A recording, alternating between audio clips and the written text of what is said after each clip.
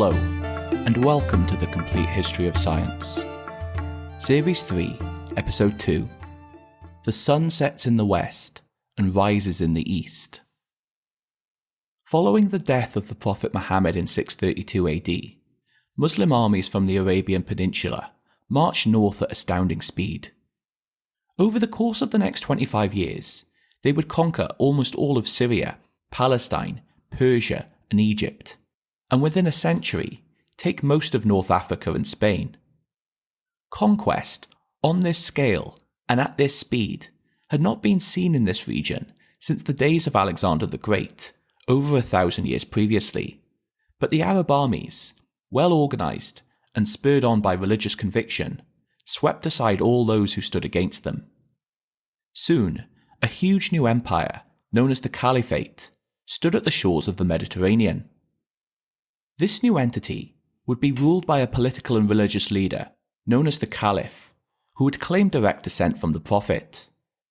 The Caliphs slowly organised this territory into a centralised polity, ruled by an Arab elite and united by Islamic belief. Over the centuries, several dynasties ruled over the Caliphate, and its territories were in a constant state of flux. But we pick up our story at the beginning of the 9th century, with the Abbasid Caliphate, because it was here that the next important strand in the history of science would emerge. In 813 AD, a new caliph, Al-Ma'mun, took power after defeating his brother in a bloody civil war, during which large parts of Baghdad, the Abbasid capital, was destroyed. This may not seem a propitious beginning for a new era of learning, but, once in power, Al-Ma'mun set about cultivating a court which, while religious, was also tolerant, cosmopolitan, and above all, intellectual. Al-Ma'mun, and more generally the Abbasid dynasty, were capable administrators who appreciated the need for an educated bureaucracy to run their enormous empire. They recruited many of these bureaucrats from the literate Nestorian Christian population who, centuries earlier, had fled east to escape religious persecution in the Byzantine Empire. Similarly, many educated Persians found new roles within the administration after their own territory had been subsumed into the Caliphate. This diverse population brought the Islamic rulers into contact with Greek thought, and perhaps none embraced this more than Al-Ma'mun. The son of the previous caliph, Al-Rashid, Al-Ma'mun was tutored by his father's Persian vizier, Jafar, who instilled in him a love of reading. This would be a lifelong passion, and Al-Ma'mun supported a huge translation program of Greek texts into Arabic. Al-Ma'mun was not the first caliph to sponsor translations, but he greatly accelerated the translation movement by sending scholars far and wide to collect all of the most important Greek works. These were collected in a place known as the Bait al-Hikmah, or House of Wisdom. Like the Great Library of Alexandria, the House of Wisdom has acquired near mythical status as a seat of learning, but, regrettably, the original building was destroyed in the siege of Baghdad in the 13th century. We therefore cannot be certain of the exact form that it took. However, it's likely that it was a private library, sponsored by the Caliph and employing many translators. Texts were translated from the original Greek, but also from Syriac, the language of the Nestorians, who had already translated many Greek books. However, the Arabs were not merely translators or incubators of Greek knowledge. Access to the classical texts in logic, mathematics, and philosophy created a vibrant community of scholarship. The House of Wisdom assumed a wider role as a centre for learning, and Al-Ma'mun was enthusiastically involved, speaking with the scholars and arbitrating debates. Translation was not an end in itself, but a starting point from which scholars used their newfound knowledge to contribute original ideas. In science, virtually every field which had flourished in ancient Greece was revitalized, and Islamic intellectuals contributed new work in areas such as medicine and optics. However, the field that attracted the most interest was astronomy. The resurgence of astronomy in the Islamic world was stimulated in part by the translation movement, but crucially, it was also an area in which the state actively intervened to encourage. Most importantly, a huge new program of observational astronomy was sponsored by Al-Mamun. The first set of astronomical measurements of the period which survive date from the final years of Al-Mamun's reign. These were made at two observatories, one in the new capital of Baghdad and one near the old capital of Damascus. Although we know relatively little about these observatories, we know that at Baghdad, the astronomer in charge was a Persian known as Yahya Abi Mansur, who was also attached to the House of Wisdom. These observatories have left no physical trace, but the observations they left suggest they were taken largely using the same methods and instruments used by their Greek predecessors. Interest in astronomy may have been motivated initially by curiosity. However, as knowledge of astronomy grew, so did an awareness of its potential utility, especially with regard to the particular religious concerns of Islam. In Islam, prayer times are observed 5 times a day, once after sunrise, once around midday, once in the late afternoon, once at dusk, and finally between sunset and midnight. Naturally, prayers at sunrise and sunset were fairly easy to keep track of, but knowing when midday or afternoon prayer should take place was left to mere guesswork. Astronomy, however, seemed to offer a new way to accurately tell the time. Early Islamic astronomers realized it was possible to use their knowledge of the sun's daily motion to keep better track of the time. This work was based on the idea of the hour angle. Over the course of a day, the sun makes its way across the sky in an arc from east to west, reaching its highest point or maximum altitude in the sky at midday. The hour angle is simply the angle formed between the sun's maximum altitude and its current position, which gives us a way to calculate the time. The earliest estimates using this method were made by the Persian Al-Khwarizmi, who was working in the first half of the 9th century. He produced lengthy tables which estimated prayer times in Baghdad based on solar motion. These tables also spurred Al-Khwarizmi to write a treatise on proper sundial construction to account for variations in latitude. Al-Khwarizmi was working under the patronage of Al-Mamun and was arguably the first great astronomer of the period. However, Al-Khwarizmi, perhaps correctly, is now better known for his work as a mathematician. He is responsible for the introduction of the Hindu decimal system to the Islamic world, and through him it would be transmitted to the West. He also wrote a famous treatise on algebra, which gave methods for solving equations, including quadratics. These methods had not been unknown to the Greeks, but Al-Khwarizmi generalizes them and gives geometric proofs of the solutions. His name, in fact, gives us the word algorithm, which derives from the step-by-step instructions he used for solving equations. In astronomy, however, Al-Khwarizmi's most influential contribution was his introduction of Ptolemy to the Islamic world. Prior to Al-Khwarizmi, it is believed that most Islamic astronomy followed the Indian rather than Greek tradition. Indian astronomy being largely comprised of methods for calculating the motion of celestial bodies through the sky, which were then compiled into astronomical tables.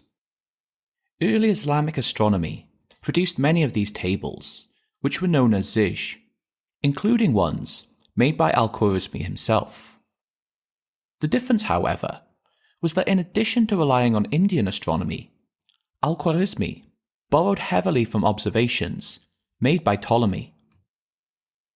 Ptolemy's central work, the Almagest, had been a remarkable achievement, providing an accurate account of the motion of the sun, moon, planets and stars, based on centuries of observations of the night sky. The difference between Ptolemy's work and Indian astronomy was that in addition to the calculations of the motions of the celestial objects, Ptolemy had also made geometrical models which underlie his observations. In the intervening centuries, the Almagest had continued to be recognized as a great work, and several writers, such as Theon of Alexandria and his more famous daughter Hypatia, wrote commentaries on it. Islamic astronomers began to discover Ptolemy, and by the early 9th century, at least 3 translations of Ptolemy's Almagest had already been made into Arabic. The one which survives was made by a translator called Al-Hajjaj in around 828 AD, likely at the behest of Al-Mamun in the House of Wisdom. This copy largely preserves the sentence structure and meaning of the Greek original, and encouraged a greater interest in Greek astronomy. The reverence for this work is demonstrated by the title given to it by the Islamic astronomers. Originally known as mathematical syntaxis, the new name, the one that would stick, was Almagest, meaning the greatest. The widespread concern for Ptolemaic astronomy in this period is demonstrated by the appearance of a new book written by the astronomer Al-Farghani. The book, written around 830 AD, became known as A Compendium of the Science of the Stars, and aims to give an updated account of the Almagest. It was written for a broad audience, and leaves out most of Ptolemy's complex mathematics, but still manages to give a precise account of the universe according to the Almagest. For example, Al-Farghani explained to his readers the justification of the sphericity of the Earth, as well as its size. And he gave an account of Ptolemy's geocentric model, including explanations of the planet's retrogressions and the precessional movement of the fixed stars. The compendium may seem to be a work in the tradition of the Roman encyclopedias then, but I think there are at least 2 reasons that it's more important. Firstly, it was incredibly successful, eventually being translated into Latin, and responsible for stimulating interest in Ptolemy's work in the West centuries later. More immediately, Al-Farghani's work is our main surviving evidence that from the beginning, Islamic astronomers would cast a critical eye on Ptolemy. In the compendium, Al-Farghani uses updated values of several of Ptolemy's parameters. For example, Ptolemy measured what is known as the obliquity of the ecliptic. You may recall that as we view the sun, moon and planets in the night sky, they seem to be aligned along a great circle, which is inclined at some angle with respect to Earth. This is due to the fact that the Earth's axis is tilted with respect to the plane of the celestial bodies. However, to our geocentric forebears, it seemed that these bodies were moving around this great circle, which they called the ecliptic, and so the angle to this was called the obliquity of the ecliptic. Ptolemy's value of this angle was 23 degrees and 51 minutes, but Al-Farghani gives an updated value of 23 degrees and 33 minutes, which was likely taken from measurements made by Al-Mamun's astronomers in Baghdad. The compendium, then, may have been a popular narrative, but it was also fully embedded in the most up-to-date astronomical work which was taking place at the time. And indeed, the astronomers in Baghdad were truly at the cutting edge of astronomy in the 9th century. Al-Mamun had died in 833 AD, but his legacy remained, and astronomy in the Arab world continued to flourish. Thanks to the translation movement, astronomers were fully versed in Ptolemy's work, but due to their own observations, they weren't unduly reverent of everything they read. They checked every part of the Almagest, and the more they looked, the more inconsistencies they noticed. So, they set out to make new measurements, culminating in a full year of solar observations made between 831 and 832 AD. The result of this was that astronomers noticed an important oversight in the Almagest. Ptolemy's solar model had been developed to account for the so-called solar anomaly. We covered this in Series 1, but to recap, this was the observation that the seasons were of unequal length. In astronomical terms, the seasons are a measure of the time between the solstices and the equinoxes. Naively, we might expect that these equate to a quarter of a year, but it had been known since ancient times that this was not the case. For example, the time between the vernal equinox and summer solstice is 93 days, whereas the time between the autumn equinox and winter solstice is only 90 days. This observation was an incredibly important one in the ancient world, and motivated Ptolemy's predecessor Hipparchus to adopt what was known as the eccentric model. In the eccentric model, the Sun still rotates around the Earth in a circular orbit, but this orbit is not centered on the Earth. Instead, it's centered on another point, about which the Sun rotates at uniform speed. This model was successful in accounting for the observed motion, because from our vantage point on Earth, it would appear that the Sun moves at a variable rate. One consequence of the Earth not being at the centre is it also means there was a point during the year where the Sun is furthest from the Earth, the so-called solar apogee. Ptolemy knew that this happens at some time between the summer solstice and the autumn equinox. However, 700 years had passed since Ptolemy, and when Almamun's astronomers checked the position of the solar apogee, they noticed it had moved. This change is real, but also very slow, shifting by around 2 degrees per century, and hence wasn't immediately apparent in the ancient world. Ptolemy was entirely unaware of this change, and so hadn't accounted for it in any of his models. This then marked a major development in the history of astronomy, because it demonstrated that Ptolemy's errors were not limited to the accuracy of his measurements. Instead, it showed unambiguously that Ptolemy's models were incomplete. However, arguably, an even more important observation in the development of astronomical theory was about to be made. In the ancient world, the phenomena of precession had been discovered by Hipparchus. He noticed a very slow change in the position of the stars when comparing his own measurements to those of the early Greeks and Babylonians. This change was only apparent when measured over centuries, and so it was natural for the Arab astronomers to try and verify these earlier measurements. Ptolemy had estimated the rate of precession between his own time and Hipparchus at roughly 1 degree per century. But when the Arab astronomers looked, they found the change was only about 1 degree every 65 years. By the mid-9th century then, there were 2 clear discrepancies in Ptolemy's measurements that needed to be accounted for. Firstly, there was the obliquity of the ecliptic, which had appeared to decrease by about 19 arc minutes. The second was the value for the rate of precession, which had seemingly varied since ancient times. Ostensibly, this implied one of either 2 options. Either Ptolemy's measurements were wrong, or the changes were real, and new models were needed to account for this.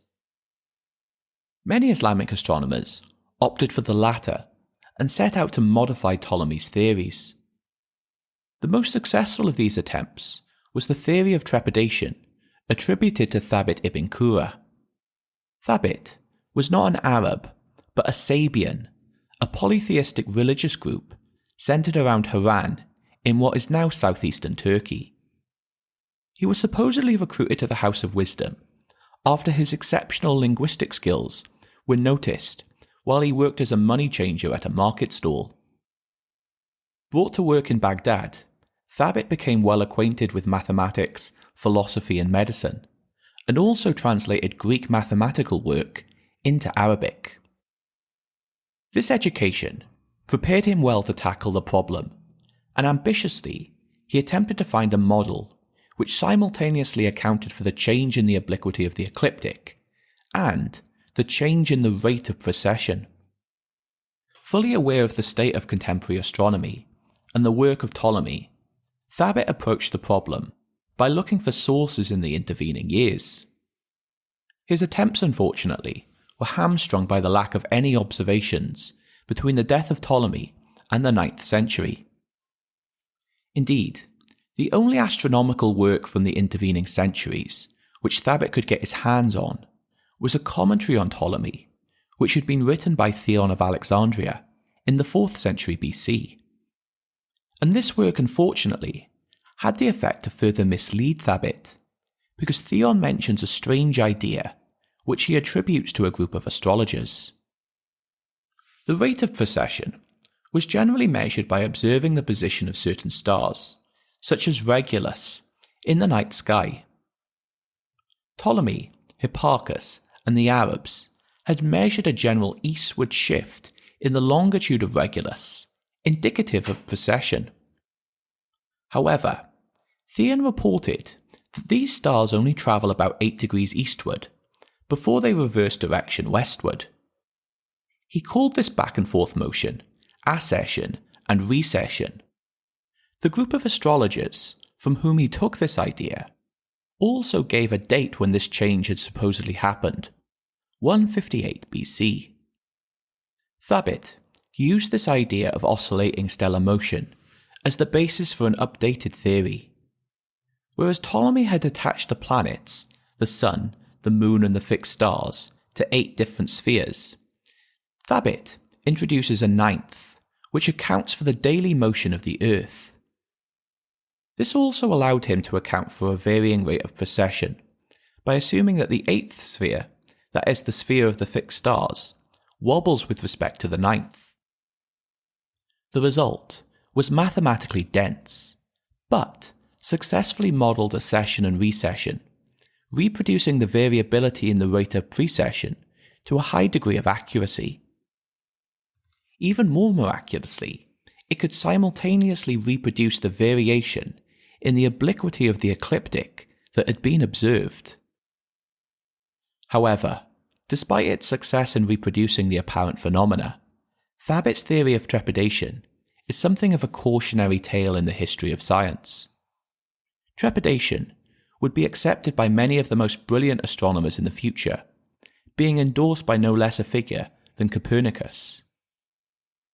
Theon is the only ancient author to mention accession and recession, and it likely derives from a mistake on his part.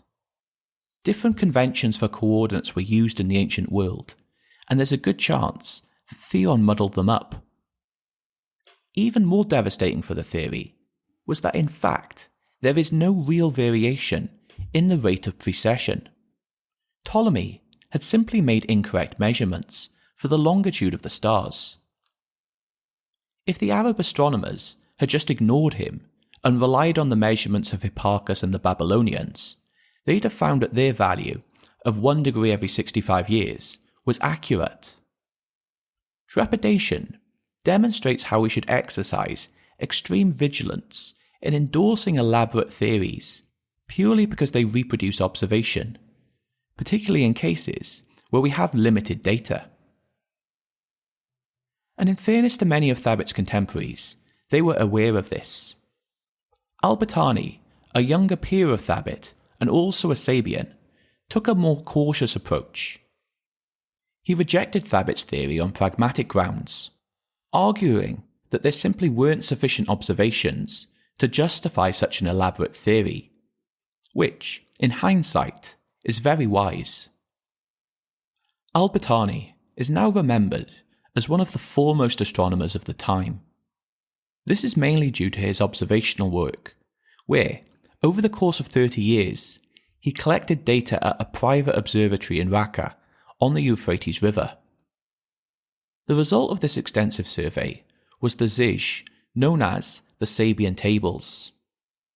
In these tables, Al-Battani ignored trepidation and instead updates Ptolemy by using a uniform rate of precession of around 1 degree every 66 years.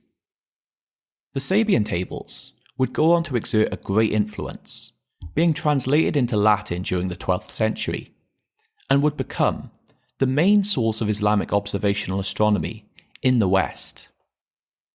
This fame has meant arguably that Al-Battani's achievements are somewhat overhyped, with some accounts hailing him as the greatest of the Islamic astronomers. The scope of Al-Battani's work was in fact relatively limited, and he was primarily an observational astronomer who made little contribution to astronomical theory.